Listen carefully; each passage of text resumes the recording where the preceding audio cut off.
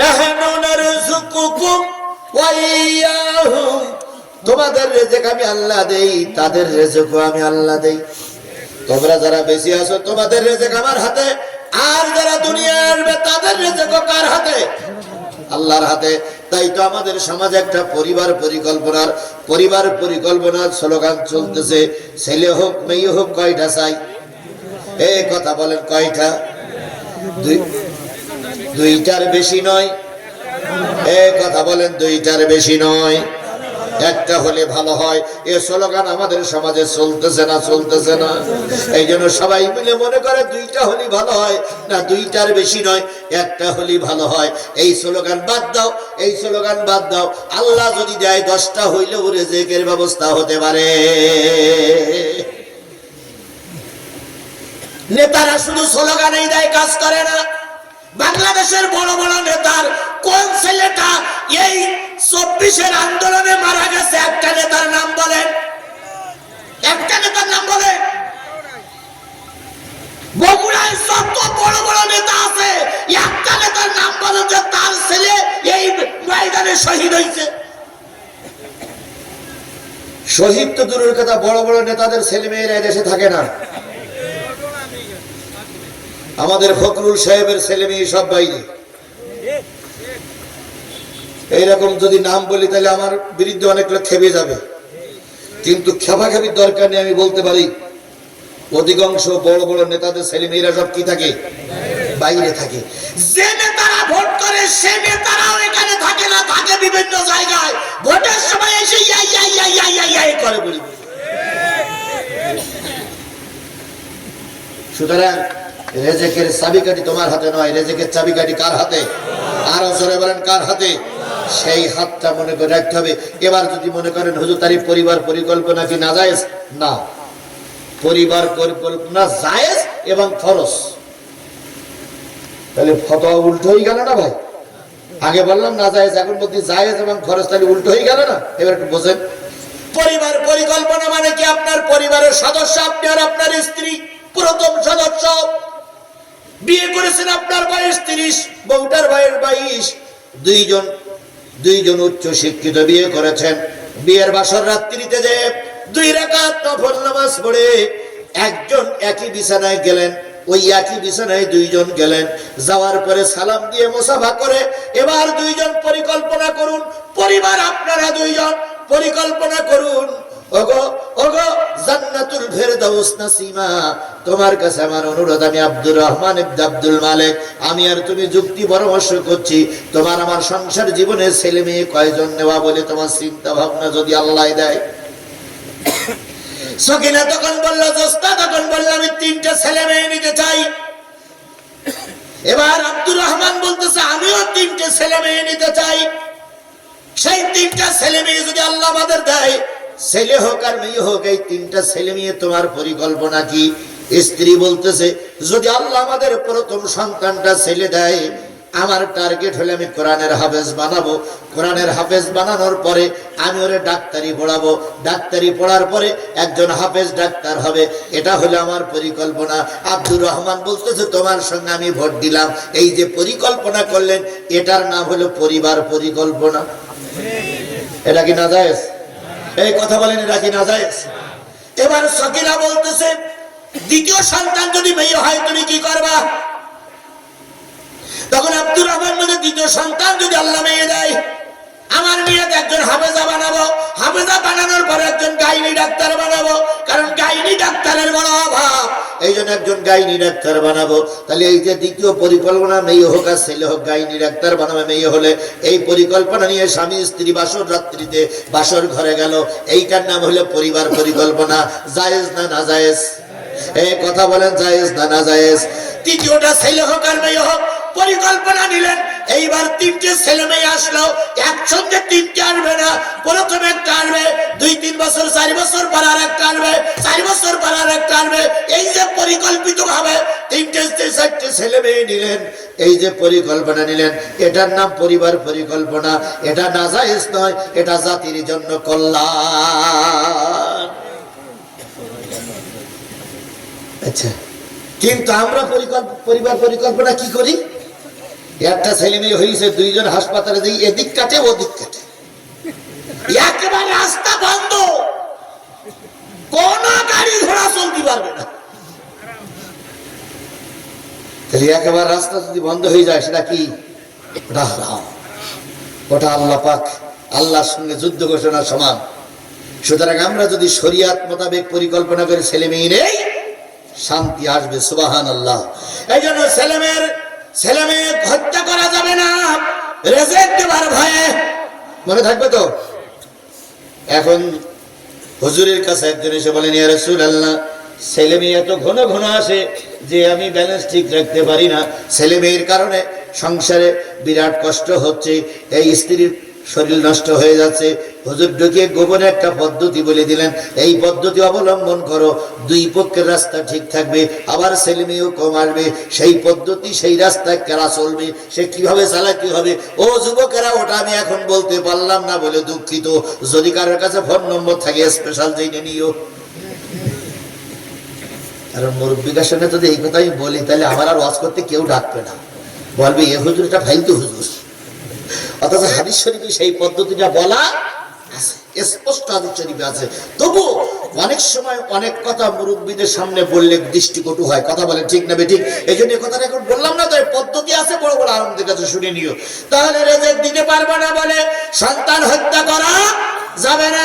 এবার পরবর্তী কথা বলা, তাকরাবুল ফাহাইশা মা যাহারা মিনহা ওয়া মা বাতান। আল্লাহ রাব্বুল আলামিন বললেন, অশ্লীল কাজ করা যাবে না, প্রকাশ্যে হোক আর গোপনে হোক। জেনা ব্যভিচার করা যাবে না, গোপনে হোক আর প্রকাশ্যে হোক। এই জেনা ব্যভিচার করা যাবে না, কে নিষেধ করেছে? ও বন্ধু, যদি এই নিষেধটা মেনে চলতাম, আমাদের দেশে অশান্তি। বুড়ো এমপি 70 বছর বয়স, তার খেদমতের জন্য 18 বছরের মেয়ে লাগে, 19 বছরের মেয়ে রে প্রতি মাসে 40,000 টাকার বেতন দেয়, আর বলবে আমার গা টিপি, পা টিপি, আরো কত জায়গা আছে তাও টিপি দিবি। 70 বছর 80 বছরের এমপি যদি 17-18 বছরের মেয়ে লাগে, বিয়ে ছাড়া। এমপি মন্ত্রী চেয়ারম্যান হয়, বউ থাকে 8টা আর হবু বউ থাকে 5টা। এর বাড়ি যেই ধরা পড়ে, ওর বাড়ি যেই ধরা পড়ে, এর মেয়ে নিয়ে আবাসিক হোটেলে থাকে, ওর মেয়ে নিয়ে আবাসিক হোটেলে থাকে। আল্লাহ বলতেছে, জেনা ব্যভিচার যতক্ষণ বন্ধ না হবে ততক্ষণ দেশে রহমত আসবে না। এটা কি হুজুররা যদি ক্ষমতায় যায়, এটা কি বন্ধ হওয়া সম্ভব? কথা বলেন, এটা কি বন্ধ হওয়া সম্ভব? কথা বলেন, এটা কি বন্ধ হওয়া সম্ভব?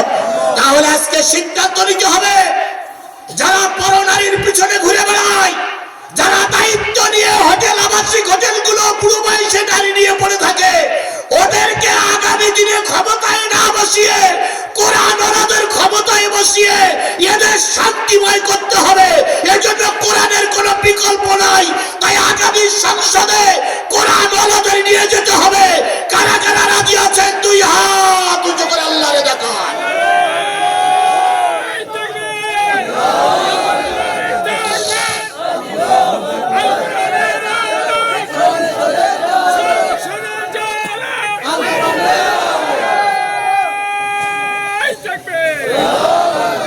আমাদের সম্মানিত ডাক্তার ফয়সাল করিম না,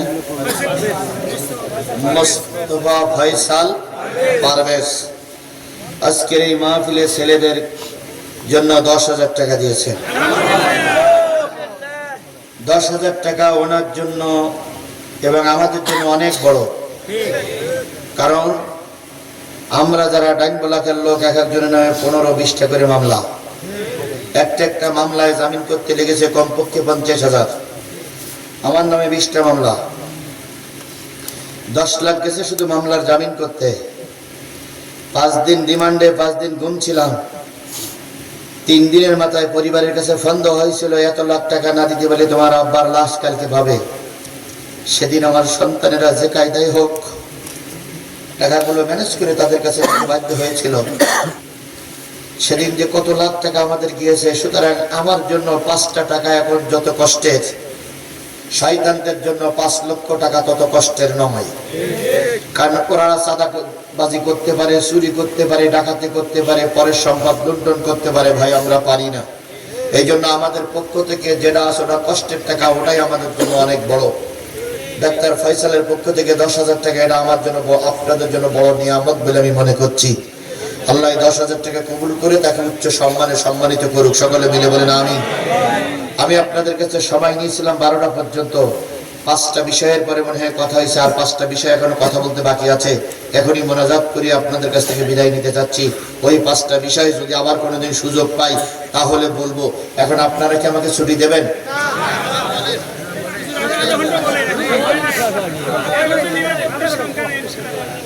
ও ভাই, তাহলে আমি আপনাদের কাছে নতুন করে শপথ নিতে হচ্ছে।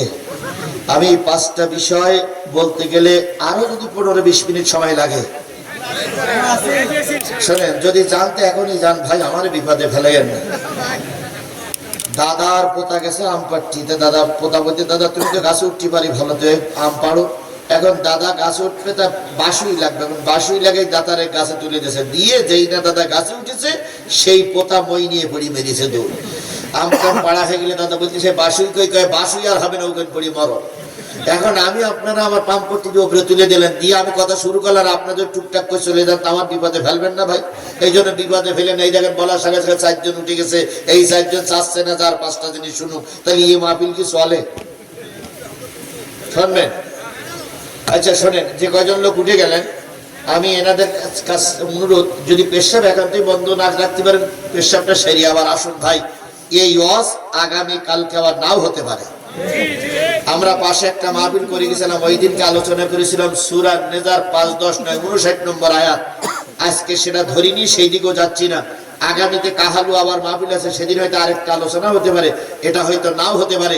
এই জন্য আমি সংক্ষিপ্ত পরিসরে আর বাকি যে কথাগুলো আছে বলবো ভাই, বলবো। তাহলে এবার কম সময় নেই, লম্বা সময় আর নেব না। দয়া করে বসে শোনার জন্য চেষ্টা করুন, আল্লাহ আমাদের কবুল করুক। তাহলে প্রকাশ্য গোপনে জেনাবে বিচার করা যাবে, এটা নিষেধ করেছেন কে? করা হলো শয়তানের কাজ, আর না করাটাই হলো সিরাতুল মুস্তাকিমের পথ। জেনা করাটা কার কাজ? আর জেনা না করাটা কোন রাস্তা? সিরাতুল মুস্তাকিমের রাস্তা। ওয়ালা তাকতুলুন নাফসাল্লাতী হারামাল্লাহু ইল্লা বিল হক। অন্যায়ভাবে কাউকে হত্যা করা যাবে না। আমার বিশ্বাস আপনারাও একমত হবেন, আল্লামা সাঈদীরে অন্যায়ভাবেই হত্যা করা হয়েছে। আল্লামা সাঈদী যুদ্ধ অপরাধী ছিল না। বিচারক যখন বিচার করতেছে, আল্লামা সাঈদী বললেন, আপনারা কার বিচার করতেছেন? আমি তো দেলোয়ার হোসেন সাঈদী। এসকে সিনা সেদিন বলেছিলেন, সাঈদী সাহেব আমরা আপনার বিচার করছি না, আমরা বিচার করছি দিলু শিকদারের। কার বিচার করছে? দিলু শিকদারের। সাঈদী তখন বলেছিলেন, আমি তো দিলু শিকদার নই। বিচারপতি তখন বলেছিলেন, সরকার আপনাকে দিলু শিকদার বানাইছে, সুতরাং রায়টা আমরা দিলু শিকদারের দিলাম, দেলোয়ার সাঈদীর রায় আমরা দেইনি। দিলু শিকদারের রায় দিয়ে দেলোয়ার হোসেন সাঈদীকে বন্দী করে রাখলেন। বিশ্বাস করুন, বিশ্বাস করুন, আজ হোক কাল হোক এর জন্য জবাবদিহিতা করা লাগবে। এই জন্য অন্যায় ভাবে কাউকে হত্যা করা যাবে না। কে নিষেধ করেছে? এখন যারা হত্যা করা করেছিল, পরিকল্পনা করেছিল, তাদেরও এখন একটা রায় হয়ে গেছে, ফাঁসির কাস্তে ঝুলাই মারতে হবে। শেখ হাসিনার ফাঁসি রায় হয়েছে না? কিন্তু সমস্যা বেঁধে গেছে এক জায়গায়, বলবো সে সমস্যাটা হলো বাংলাদেশের জীবনে কোনোদিন মেয়ে লোকের ফাঁসি হয়নি। এই 54 বছর দেশ স্বাধীন হয়েছে, কোনোদিন মেয়ে লোকের আর মেয়ে লোকের ফাঁসির মঞ্চও নাই। তাই ওইটাই তো হবে, এইটাই তো হবে। তাহলে এখন ফাঁসি দেবে কি করে? এখন ফাঁসি দিতে গেলে আর একটা আলাদা একটা কি করা লাগবে? মঞ্চ করা লাগবে, অথবা শেখ হাসিনার এখানে এসে ক্ষমা ভিক্ষা চাওয়া লাগবে। হাইকোর্ট, সুপ্রিম কোর্ট যদি মাফ করে দেয় তাহলে মাফ হবে। তবে মাফ যদি না চাইতে চায়, এই দেশে ফাঁসির কাস্টে যদি ঝুলতে না চাই, শেখ হাসিনার উকিলেরা বলেছে আপনার একটা দরজা খোলা আছে, সেটা হলো আপনার পেটে একটা বাচ্চা নিতে হবে। এরা বলে আমার কথা না, ওনার উকিলদের কথা। পেটে কি নিতে হবে? বাচ্চা নিলে আপনি মাপ। কারণ যখন মেয়েদের ফাঁসি হবে তখন ফাঁসি হবে না, আর বাচ্চার ফাঁসি দেওয়ার বিধান সরকারের এই আইনে নাই। সুতরাং বাচ্চা নিলে আপনি বাপ। তাই আমরা সবাই মিলে বলতেছি, ও আমাদের আপা, ও আমাদের মা, গেছেন দুলাভাইয়ের বাড়ি, দুলাভাই সেটা বিয়ে করে নেন, বিয়ে করে দুলাভাইয়ের বাচ্চাটা পেটে নেন, ফাঁসি মা হয়ে গেল।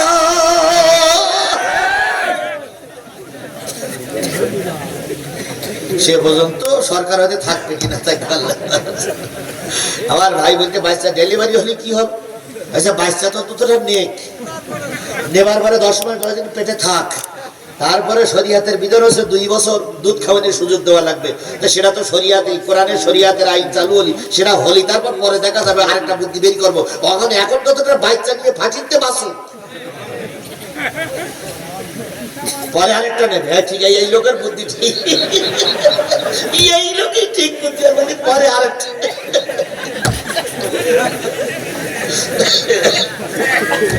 ঠিক ভাই, আপনি ওই বুদ্ধিজীবী খাতায় যাবেন, আর শেখ হাসিনা যত পরামর্শ আপনি দেবেন ভাই, তাহলে বাড়িতে চলবে না। আল্লাহ, এই যে অন্যায় করেছে, অন্যায়ের ফাঁসিতে শেখ হাসিনা ঝুলতেই হবে। কথা বলেন ঠিক না ঠিক? আজকে শেখ হাসিনা যদি ওই ইন্ডিয়ায় যে আত্মগোপনে না থাকতো, মোদির বাচ্চা মোদির কখনো কথা বলার সাহস থাকতো না। 16ই ডিসেম্বর ভারতের বিজয় দিবস, বাংলাদেশের বিজয় দিবস নয়, একথা বলার অধিকার কখনো মোদির থাকতো না। কথা বলেন ঠিক না ঠিক? সরকারে যারা আছেন তাদেরকে বলি, 16ই ডিসেম্বর ভারত নিজেদের বিজয় দিবস ঘোষণা করে তোমরা সরকার বাংলাদেশকে তারা বিদ্যাঙ্গুলি দেখাচ্ছে। সুতরাং বাংলাদেশের 18 কোটি মানুষকে নিয়ে ময়দানে চলুন, ভারতের সঙ্গে সকল প্রকার কূটনৈতিক সম্পর্ক বন্ধ করে দেন। ভারতের কোন সাহায্য আমাদের দরকার নাই, দরকার নাই, দরকার নাই। 14 মাস ভারতের থেকে কিছু আসে না। কোন লোকটা না খেয়ে আছে? ঝাল তেজ লবণ তেল কিচ্ছু আসে না।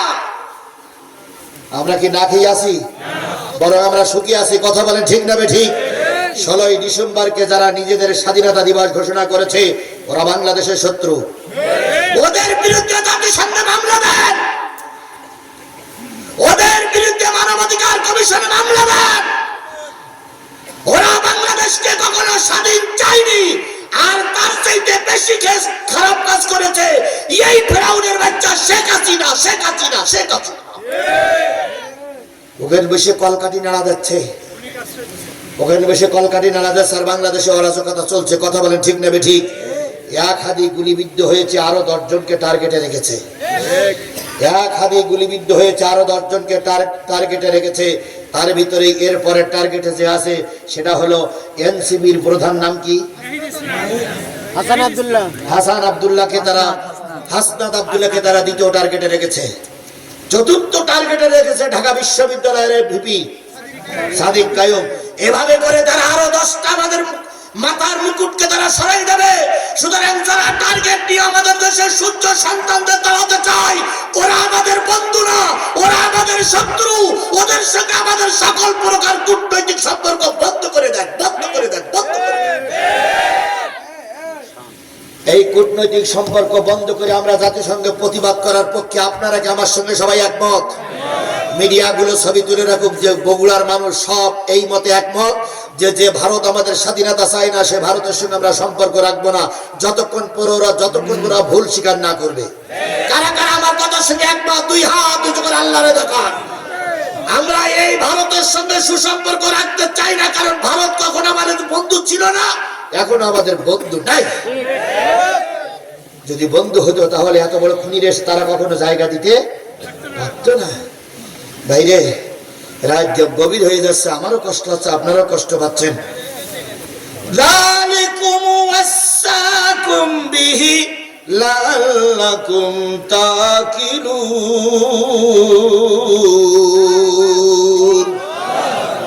এতক্ষণ আল্লাহ বলছে, এতক্ষণ এই ওসিয়াত আমি এই জন্য করলাম, এই নসিহত আমি এই জন্য করলাম যাতে করে তোমরা বোঝো।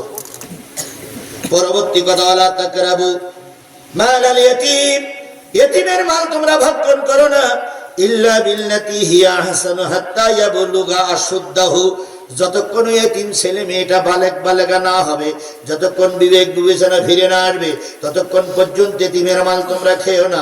ইতিমের মাল খালি হবে জালেমের দলে, আর ইতিমের মাল না খেয়ে ইতিমের মাল সংরক্ষণ করলি হবে সিরাতিম মুস্তাকিমের রাস্তায়।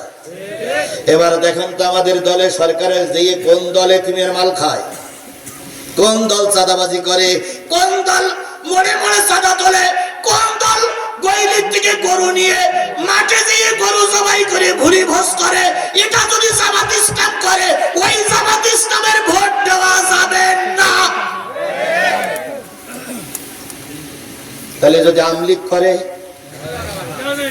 যদি জাতীয় পার্টি করে, আরেকটা লোকের নাম আমি বলবো না ভাই, কারণ বললি আমার খবর আছে এমনি ওয়াজ আমার বন্ধ করে দিচ্ছে, আর এটা যদি বলি কাহারতি হয়তো ঢুকতে দেবে না। আমার বিরাট ভয় এখন ভাই, এখন বিরাট ভয়। তবে চিন্তার কোনো কারণ নাই, আমি কিন্তু পালাই নেব, আমি কিন্তু পালাই নিয়ে আমার অভ্যাস আছে, পালাইতে পারি। যদি বলেন কেন, এর আগে যারা মাহফিল শুনেছেন তারা আমার পালানের দৃশ্য দেখেননি ভাই, দেখেননি? কত বাজে লাইট অফ করে পালাই গেছি, সে আল্লাহ ভালো জানে। তাহলে পালাইন অভ্যাস আমার আছে না নাই? আগের থেকে আমার অভ্যাস আছে। এক মাহফিলে সে গেট কোন দিকে না, সে সিঁড়ি থানার পুলিশ আসতেছে 17 জন, সব কটার হেলমেট পরা। তো হেলমেট পরে পুলিশ যখন ঢুকতেছে তখন সভাপতি বলতেছে পুলিশ আসতেছে, আসুক, তাহলে আমি চলে যাবো। আপনি বসেন, আপনি সভাপতি, আপনি চলে যাবেন কেন? হুজুর 17 জন, বসে বসে কাঁদতেছে। পুলিশ আসবে না আমি জানতাম, মাইকলার বলে রেখেছিলাম, শোনো মাইকলা, যখন পুলিশ পালার দেখবা, আমলিগের লোকজন যখন লাঠিসোঁটা না আসবে তখন আমার দিকে একটু খেয়াল করবা। আমি যদি একবার চোখ মিটকি মারি তাহলে লাইট অফ করে দেবা। পুলিশ যখন আসতেছে, সভাপতি যখন কাঁদতেছে, তখন মাইকলা আমার দিক তাকে হুজুর কি করে। যখন যখন 2 পা সিঁড়ি দিতেছে আর 2 পা নিচে, তখন আমি মাইকলা বলার সাথে সাথে আগে তো ট্রেনিং দেওয়া আছে, লাইট অফ করতেছে। লাইট অফ করে দিলে সব বন্ধ। আমি এই ফাঁক দিয়ে ওই পিছনের কাপড় ছিঁড়িয়ে ওই পাশে শিবিরের ছেলেরা আছে আগের থেকে, ওর কাছে গেলাম, আমরা উঁচু করে নিয়ে যেই না ওই পারে গেছে সেই আবার শুয়ে যাইছে, লাইট দিয়েছে। পুলিশ এসে সভাপতির মধ্যে, হুজুর কই, হুজুর কেন কই? সভাপতি বলতে, ধমক দেবেন না, হুজুর তো এখানেই ছিল। লাইট অফ হওয়ার আগে তো আমি দেখলাম হুজুর এখানেই বসে আছে, লাইট হওয়ার পরে হুজুর কোন দিকে গেল, তা আমি কি করবো? তখন পুলিশ বলতেছে, নিশ্চয়ই আপনি হুজুর বের করতেছেন। হুজুর আমি বের করতেছি না, আপনি বের করতেছেন। কেন? হুজুর আপনি যে গাড়ি আসলেন সিঁড়ি দিয়ে উঠে, হুজুর তো ওই সিঁড়ি দিয়ে নেমে গেছে, আপনার পাল্টে গেলে আপনি ঠিক পেলেন আর আমার কাছে ধমকাচ্ছেন না। পুলিশ তখন মহা জ্বালা, মাইকলার বলতে লাইট বন্ধ করলি কেন? মাইকলা খুব চালু, মাইকলা বলতে আমি লাইট বন্ধ করেছি, সরকার কারেন্ট বন্ধ করতেছে। ধমক দেবেন সরকারের দেন, আমার ধমকাচ্ছেন। এরকম বিপদ আমাদের সময় হর হামেশা ছিল। কথা বলেন, কথা বলেন, কথা বলেন। সেই সময়ও ময়দানে কথা বলে চলে গেছে, আল্লাহ হেফাজত করেছে। কথা বলেন। আর এখন তো বাংলাদেশের সব মানুষ ইসলামের পক্ষে প্রায়, আর এখন তো পুলিশও আমাদের পক্ষে। এখন তো ভয় পাওয়ার কোনো যুক্তি আসে না। সুতরাং আমরা পালাতে জানি, তবে ময়দানে কথা না বলে ময়দান বাতিলদের কাছে ছেড়ে চলে যেতে পারি না। কথা বলেন, কথা বলেন। সুতরাং কাহাদুর মুসলমানদের কাছে একটাই মাত্র দাবি, বাংলাদেশে কোরআনের রাজ কায়েম করতে গেলে 150টা আসন লাগবে। 150টা আসন লাগবে। 150টা আসনের ভিতর থেকে আমি আমার সাতক্ষীরার 4টে সহ কেন্দ্রীয় আমির, কেন্দ্রীয় সেক্রেটারি, আমার খুলনায় সহ গোটা কেন্দ্রীয় নেতারা শপথ করেছি, আমরা 150টা আসন কোরআনের জন্য দেব। তার ভিতরে আমার সাতক্ষীরায় কয়টা? 4টা। আর গোটা বাংলাদেশ কুড়িয়ে 150টা আসন আমরা আপনাদের সামনে, জাতির সামনে উপহার দেব। 150টা আসন এক জায়গায় হলে কি কোরআনের রাজ প্রতিষ্ঠা হবে? না। আর একটা লাগবে, 151 ছাড়া হবে? সেই 151টা পুত্তি কাহালুর আসনটা বড়ই দরকার। আমার কথা কি আপনারা বুঝতে পেরেছেন? গোটা বাংলাদেশের দায়িত্ব আপনাদের নয়, গোটা বাংলাদেশের দায়িত্ব আমার এবং ওই নেতাদের পরে ছেড়ে দেন। আর আল্লাহর কাছে দোয়া করেন আমরা গোটা দেশ কুড়ি 150টা দেব। আপনারা একটা আসন দিতে পারবেন? পারবেন একটা আসন কোরআনের জন্য দিতে? যদি আপনারা আজকের এই ময়দানে শপথ দেন আমার আসনটা আমি কোরআনের জন্য দেব, আমি আজিজুল ইসলাম সাদা কাগজে লিখে দিতে পারি আমি যে অবস্থা দেখেছি এই অবস্থা যদি ঠিক থাকে আগামী সংসদ হবে কোরআনের সংসদ, আগামী দেশ হবে কোরআনের দেশ, আগামী গণভবন হবে কোরআনের গণভবন। সেই কোরআনের গণভবন তৈরি করার জন্য কাহালু নন্দীগ্রামের আসনটা খুবই দরকার। আপনারা পারবেন না? আপনারা পারবেন না? আপনারা পারবেন না? পারতে আপনাদের হবেই। 54 বছর পরে সুযোগ এসেছে, যদি এই সুযোগটা কাজে না লাগাই আরো 100 বছর মার আমাদেরই খাওয়া লাগবে। কারণ অন্য যারা আছে তারা ভারতের সঙ্গে দালালি করে, আমেরিকার সঙ্গে দালালি করে এর পা ধুয়ে ওর পা মুছে চলতে পারবে। হুজুররা কারোর পা মুছতে গেলে ওরা গ্রহণ করবে না। মায়ের ক্ষমতায় গিলে তো কম খাবেন, ক্ষমতায় না গেলে আরো বেশি খাবেন। এই জন্য মায়ের খাওয়া থেকে বিরত থাকতে গেলে কোরআনের রাজ প্রতিষ্ঠার কোন বিকল্প রাস্তা খোলা নাই। সুতরাং যত কষ্ট হোক কোরআনের রাজ প্রতিষ্ঠা করা লাগবেই ইনশাআল্লাহ। আল্লাহ সেই সুযোগটা আমাদের দেখার তৌফিক দান করুক। আরো জোরে বলেন আমিন। আমার আর মাত্র 2-3 মিনিটের ভিতরে আমি শেষ করবো, আর ব্যাখ্যা করবো না। এরপর আল্লাহ বলতেছেন ওয়া আউফু কাইলা ওয়াল মিজান বিল কিসত। তোমরা যখন ওজন আর মাপ করবে তখন বিল কিসত, ইনসাফ, ইনসাফ পূর্ণ বিচার করবে। এখন ইনসাফ বিচার করার নাম হচ্ছে ইনসাফ পূর্ণ বিচার করবে কার নির্দেশ? আমরা সেই ইনসাফ পূর্ণ বিচারের পক্ষে থাকতে চাই। ছোট্ট একটা উদাহরণ দিয়ে শেষ করি। 17 বছর 2 বিড়াল কিছুই খায় না। কয় বছর? 17 বছর 2 বিড়াল কিছুই, খুব ক্ষুধার্ত। এখন বিড়াল প্রায় 2টা মর্ম ভাব। হঠাৎ করে 2 বিড়াল একজনের বাড়ির থেকে একটা রুটি চুরি করিস। চুরি করুক আর ম্যানেজ করুক আর থালের ভিতর দিয়ে নিয়ে আর যে কায়দায় হোক নেই, যে কোনো একটা ম্যানেজ করিস। ম্যানেজ করে 2 বিড়াল বলতেছে ভাই 17 বছর পরে রুটি যখন পালাম চল 2 জন ভাগ করে খাই। তখন এক বিড়াল বলতেছে ভাগ করতে গেলে তো ঠিক ঠিক করা লাগবে, তোর যদি একটু কম হয় তাহলে ইনসাফের খেলাফ হবে, আমার যদি একটু বেশি হয় তাহলে ইনসাফের খেলাফ হবে। তো এক কাজ কর, এই রুটি ভাগ করতে গেলে অন্যজন কেউ ভাগ বসাতে না পারে, চলো ওই মাঠের মধ্যে এক বট গাছ আছে শিখে না যাই। 2 জন নিরাপদ জায়গায় বট তলায় দিয়ে এবার রুটি কান ধরেছে, ভাই তুই একটু অর্ধেক কর আমি একটু অর্ধেক করি। এখন অর্ধেক করতে এ ধরেছে অর্ধেক, ও ধরেছে অর্ধেক, কারোর একটু কম কারোর একটু বেশি হবে, কেবল রুটি টান দেবে। ওই বট গাছের উপরে ছিল এক বানর। বানর রুটি ম্যানেজ করলো কি করে? আর রুটি ম্যানেজ করলো নাই করলো, কিন্তু এখন ওরা ভাগ করা করে টানাটানি করতেছে কেন? এখন ওই রুটিতে আমার ভাগ বসানো লাগবে। বানর লাভ মেরে সে বলতেছে আউফু ওয়াল কাইলা ওয়াল মিজান, ইনসাফ পূর্ণ বিচার না করলে আল্লাহর কাছে দায়ী হয়ে যাবা। আর এখন 2 জন যে কোনো কায়দায় ম্যানেজ করেছো, সমান ভাগ করো, কেউ যেন কম বেশি না হয়। ভাগের দায়িত্বটা ঠিক মতন না করলে কিন্তু তোমরা ক্ষতিগ্রস্ত হবা। তখন 2 বিড়াল বলতেছে তালি ভাই আপনি যখন মাঝখানে আছেন তাহলে ভাগ করে দেন। বানর তখন বলতেছে ভাগ করতে গেলে যে দাড়ি পাল্লা লাগবে, তা না হলে কম হতে পারে বেশি হতে পারে। কি করবে? 2 বিড়াল বানরের খপ্পরে পড়িয়ে বাধ্য হয়ে আবার দাড়ি পাল্লার খোঁজে বাইরে হয়েছে। 2 জন যে কোনো কায়দায় এখন ভাঙাচুর দাড়ি পাল্লা নিয়ে এসে দাড়ি পাল্লা নিয়ে বলতে এই নেন দাড়ি পাল্লা। বানর দাড়ি পাল্লা ধরেছে, রুটি এবার মাঝখান থেকে ছিঁড়ছে, ইচ্ছা করে এক পাশে একটু কমাই দিয়েছে, ইচ্ছা করে এক পাশে একটু বেশি দিয়েছে। বেশি দিয়ে যেই দাড়ি পাল্লাই তুলেছে সেই এক পাশে ভারী হয়ে যাবে না, ভারী হয়ে গেল, কিন্তু ইনসাফ হলো না। বানর তখন কামড় দিয়ে একটু খেয়েছে, তো খাবে নাই খাবে, যতটুকু খাবার দরকার তার চেয়ে বেশি করে খেয়েছে, যাতে করে এই পাশে বেশি হয়ে যায়। বানরের বুদ্ধি তো ভাই, এখন এই পাশে আবার একটু বেশি হয়ে গেছে। তখন আবার দাড়ি পাল্লায় তুলেছে, ওই পাশে কম হয়ে গেছে, এই পাশে বেশি হয়ে গেল, বেশি হয়ে গেল। এখন এদিকটা একটু কামড়াই খাইছে, বেশি করে খাইছে, খালি এদিকে আবার একটু বেশি হয়ে গেছে। এইভাবে খাতি খাতি রুটির বারানা খাওয়া শেষ। আছে আর কয় না, তখন দুই বিড়াল, এক বিড়াল আর এক বিড়ালের দিকে তাকাই বলতেছে, শোন, 17 বছর ধরে লড়াই করে একটা রুটির ব্যবস্থা করলাম, ভাগ করবা আমরা, তা বানরে টেকলো কিনা? বানরের হাতে ভাগ দিয়ে বারানা খাওয়া শেষ।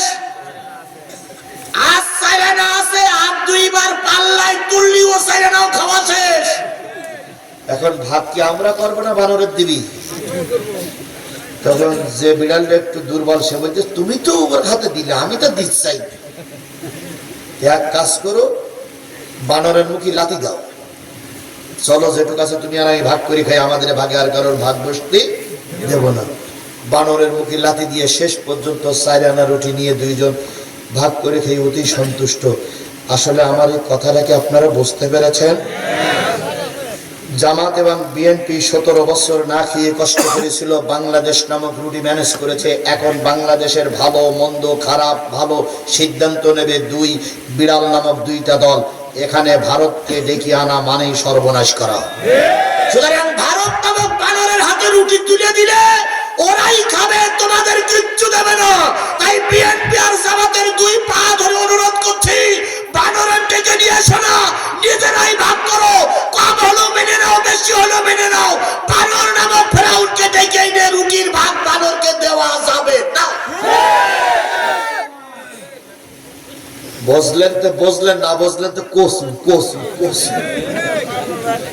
এতক্ষণ ধরে বুঝাইও যদি না বোঝেন তাহলে আপনাদের ছেলেমেয়েও হইল কি করে? আমি তাই চিন্তা করতেছি। সব আল্লাহর ইচ্ছা, তাই না? এটাও লা নুকাল্লিফু নাফসান ইল্লা উসওয়াহা ওয়া ইযা কুলতুম ফাদিলু লাউ কানা যা কুরবা। আল্লাহ বললেন, যখন কথা বলবে হক কথা বলো, সেটা তোমার পক্ষে যাক আর বিপক্ষে যাক। তুমি টুপিওয়ালা জামাত ইসলামের পক্ষে কথা বলবা, না না টুপিওয়ালার হক হলো না। তুমি বিএনপি গ্রামে যেই বিএনপি করে, এখানে বিএনপি দালালি করবা, না না হক আদায় করা হলো না। তোমার হক হলো তোমার কোরআনের কথা বলা লাগবে। এতক্ষণ আমি কোরআন থেকে বোঝানোর জন্য চেষ্টা করেছি না করিনি? করেছি। এবার সিরাতুল মুস্তাকিম পর্যন্ত যাই। শেষ কথা, অবিআহাদিল্লাহ, যে ওয়াদা তো আমরা করলাম, ওয়াদা একটা করেছি না, কিসের পক্ষে থাকবো? আল্লাহ বলতেছে যে ওয়াদা তখন করিস, অথবা আল্লাহর কাছে যে ওয়াদা করে এসেছিলে, আলাস্তু বিরাব্বিকুম ক্বালু বালা, এই ওয়াদার পরে টিকে থাকো।